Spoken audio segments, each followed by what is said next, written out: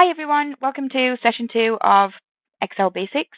And in this session we are going to show you about, or I am going to show you about the dollar signs. And the dollar signs are used when you are using the fill option and also formulas together. So let me give you an example of when it might be useful or how it might be useful. So if you remember in the last session, we did about fill and we said this is one of the formulas that we did to do dates, week endings. So what it didn't show you is when we did this week ending, which was D1 plus 7 days, and we filled it along, what actually happens is if I click on F, you can see that the reference cell changes.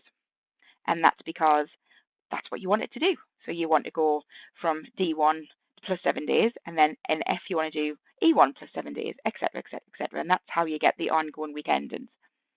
But if I didn't want to do that, the fill option wouldn't work. So say I wanted to just have plus 7 days from the 6th of September all of the time. So at the minute, the fill option wouldn't work to do that. I would have to go and type it in manually. So I would have to go and type in D there, D there, D there, etc., etc. Now you can see how that can be quite time consuming, especially if you had 52 weeks. 52 times.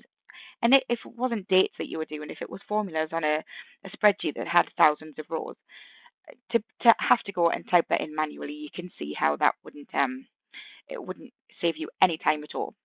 So what we want to do is we want to say to Excel, actually, when I fill along, I want you to keep the reference of cell D1. So we can do that by using dollar signs. So you can use dollar signs. You can type a dollar sign in just in front of the D.